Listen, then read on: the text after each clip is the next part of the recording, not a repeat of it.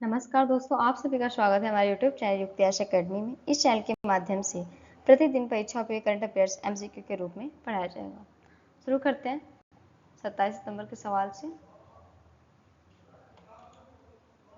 सवाल था, हाल ही में किस रेलवे स्टेशन का नाम बदलकर अहिल्यानगर रखा गया है?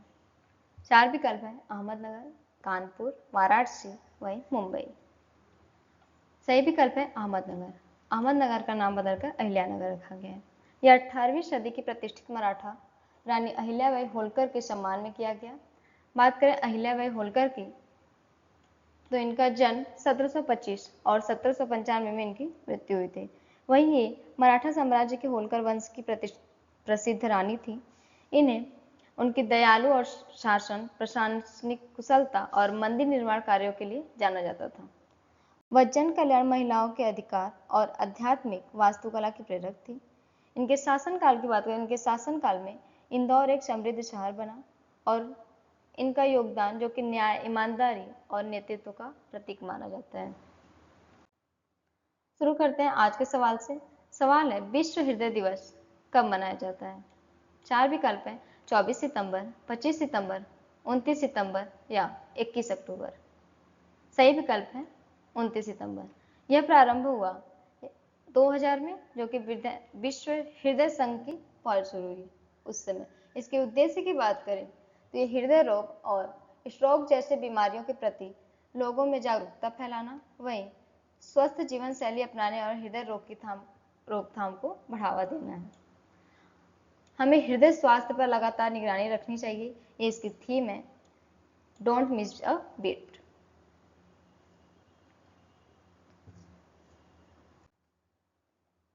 सेकंड क्वेश्चन है, अटल टिंकरिंग लैब का शुभारंभ किसने किया? 4 विकल्प है, अरुण जेटली, राज्यपाल, भारत सरकार द्वारा या द्रौपदी मुर्मू। सही विकल्प है भारत सरकार द्वारा।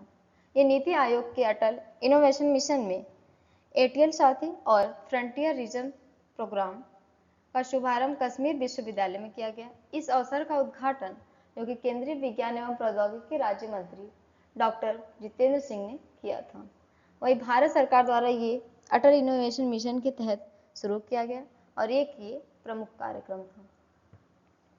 फ्रंटियर रीजन प्रोग्राम का उद्देश्य, इसकी बात करें तो ये था, आदिवासी, दूर दराज और पिछड़े क्षेत्रों में समावेशी जमीनी नवाचार को बढ़ावा देना।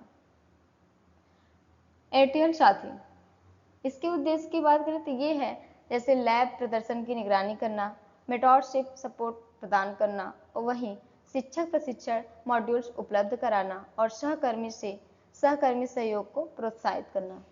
बात करें जम्मू कश्मीर में, तो जम्मू कश्मीर में 500 ATLs की स्थापना पर 100 करोड़ का निवेश होगा, जिससे यह योजना का सबसे बड़ा लाभार्थी बनेगा। इसमें कुछ फोकस क्षेत्र है, जैसे 3D प्रिंटिंग और प्रोटोटाइपिंग टूल्स, रोबोटिक्स और AI किट्स, वहीं कोडिंग प्लेटफॉर्म और स्टेम संसाधन।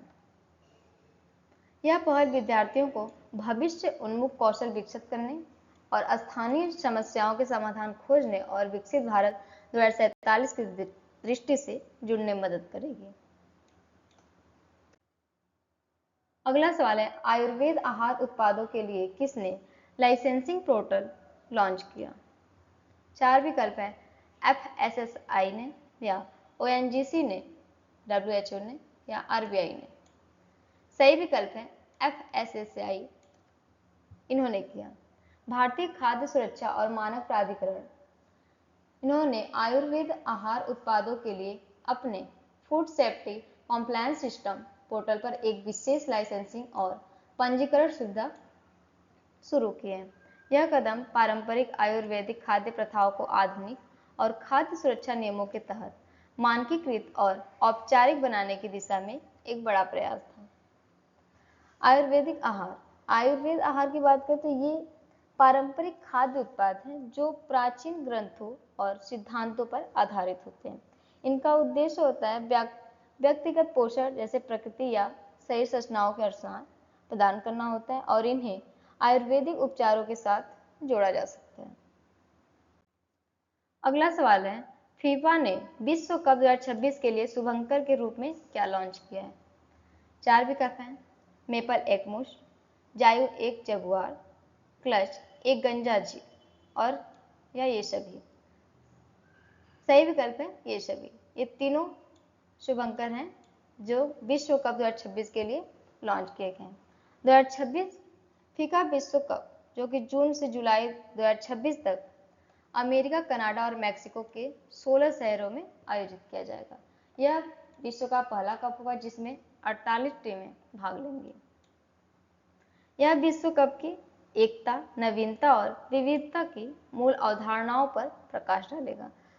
मेजबानी जो कि पहली बार 3 देश कर रहे हैं, अमेरिका, कनाडा और मैक्सिको। फीफा के अध्यक्ष जो कि जियानी इन्फेंटिनो ने कहा कि तीनों शुभंकर विश्व कप की तरह ही खुशी, ऊर्जा और एकता का प्रतीक है। फीफा की बात करें तो यह अंतर्राष्ट्रीय फुटबॉल महासंघ है। अगला सवाल है, कौन बीसीसीआई के नए अध्यक्ष बने हैं? 4 विकल्प हैं, सुधांशु वत्स, एस महेश, मिथुन मन्हास या एस देवेंद्र। सही विकल्प है मिथुन मन्हास। ये अध्यक्ष सितंबर 2025 में बीसीसीआई की 94वीं वार्षिक आम सभा में मिथुन मन्हास को नया अध्यक्ष चुना गया। बीसीसीआई जो कि भारतीय क्रिकेट कंट्रोल बोर्ड है और इसके पूर्व अध्यक्ष मिथुन मन्हास के पहले रोजर बिन्नी थे इस पद पर। और ये कब किया गया? तो ये 28 सितंबर 2025 को आयोजित वार्षिक आम बैठक में किया गया था। अगला सवाल है, हाल ही में कहां 2026 तक किलोमीटर का स्वायत्त परिवहन गलियारा शुरू किया जाएगा? 4 विकल्प हैं, दुबई, गुजरात, रूस या बिहार। सही विकल्प है दुबई। दुबई में ये स्वायत्त परिवहन गलियारा शुरू किया जाएगा।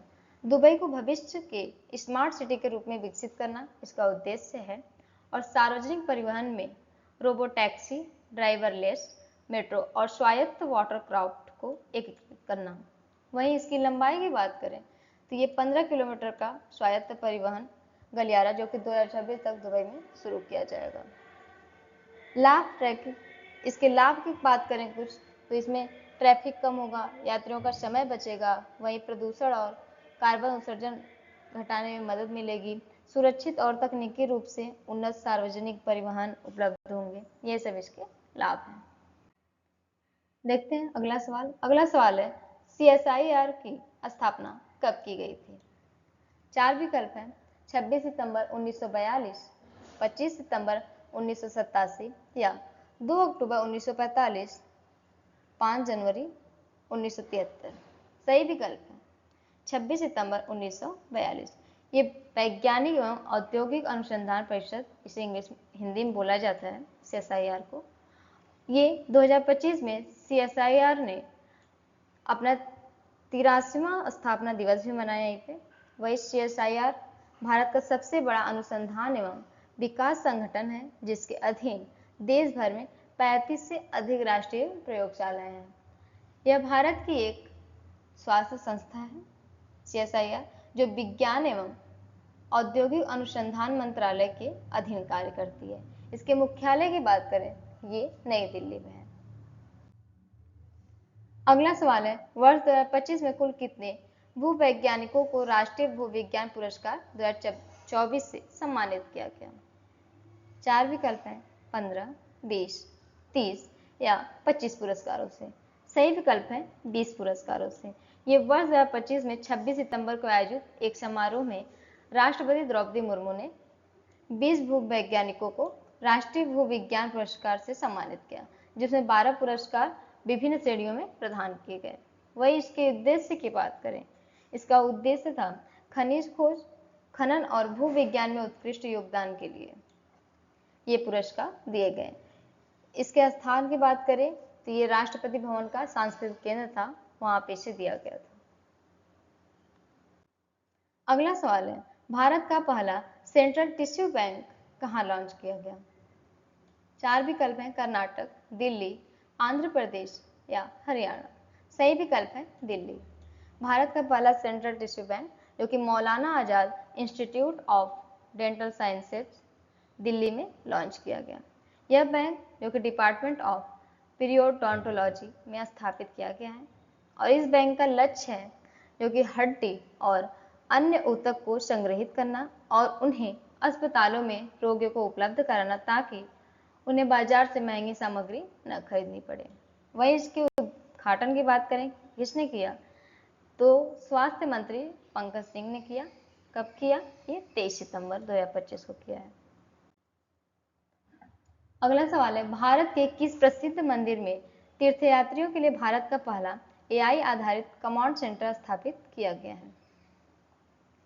4 विकल्प हैं, केदारनाथ धाम, तिरुमला तिरुपति देवस्थानम, सोमनाथ मंदिर या जगन्नाथ मंदिर। सही विकल्प है तिरुमला तिरुपति देवस्थानम। इसे आईसीसी कहा जाता है। आईसीसी का फुल फॉर्म है इंटीग्रेटेड कमांड कंट्रोल सेंटर। ये भारत में तीर्थ यात्रियों के लिए एक पहला एआई समेकित कमांड एवं नियंत्रण केंद्र है। यह केंद्र जो कि बैकुंठम क्यू कॉम्प्लेक्स, हिंदी में से बोलते हैं बैकुंठम कतार जटका, ये वहां पर स्थापित किया गया। और यह केंद्र जो कि भीड़ की भविष्यवाणी, भीड़ नियंत्रण और सुरक्षा निगरानी और साइबर खतरों से निगरानी करने में सहायक होगा। आज का सवाल जो आप लोगों के लिए है, कतर यूपीआई भुगतान स्वीकार करने वाला 8वां देश कौन बना है? ये क्वेश्चन मैंने बताया था, अगर आपको याद होगा कमेंट बॉक्स में जरूर बताइएगा सही विकल्प को। इस वीडियो को अंत तक देखने के लिए आप सभी का धन्यवाद।